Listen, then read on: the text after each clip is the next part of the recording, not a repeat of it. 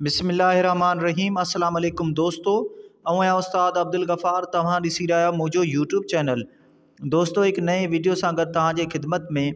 दोस्तों अॼु 1.3 राइटिंग दर्जे चौथे मां पढ़ंदासीं, जंहिंजो उनवान आहे हेल्दी फूड। तव्हां दोस्तनि खे गुज़ारिश आहे जेकॾहिं चैनल ते नवां आहियो चैनल खे सब्सक्राइब, वीडियो खे लाइक शेयर ऐं पंहिंजी क़ीमती राय खां असांखे ज़रूरु आगाह कंदा। हलूं था सबक़ जे तरफ़। 1.3 राइटिंग हेल्दी फूड सेहतमंद खाधो।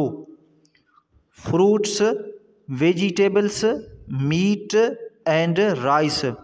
मेवा, भाजियूं, गोश्त ऐं चांवर are healthy foods which taste so nice. सभई सेहतमंद खाधा ऐं तमामु मज़ेदार आहिनि। Sugar, corn, rice and wheat. निशास्तो, अनाज, चांवर ऐं कणक are the best energy foods to eat. खाइण में ताक़तवर ऐं बहितरीन खाधा आहिनि।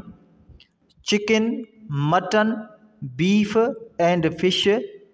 मुर्गी, नंढो गोश्त, वॾो गोश्त ऐं मच्छी। With all these make a yummy dish. इहे सभु मज़ेदार ताम ठाहिनि था। Eggs, nuts and beans you know. बेदा, अखरोट ऐं मुङ तव्हां ॼाणो था। All give us strength. सभई असांखे ताक़त ॾियनि था। एंड हेल्प अस ग्रो ऐं असांखे वाध विज में मदद कनि था। Apples, bananas, grapes and mango.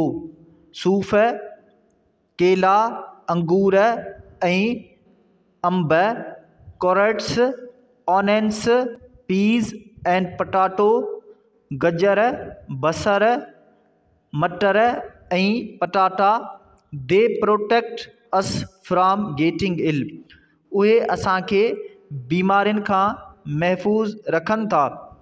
And save us from taking a पिल। ऐं असांखे दवाई खाइण खां महफ़ूज़ रखनि था।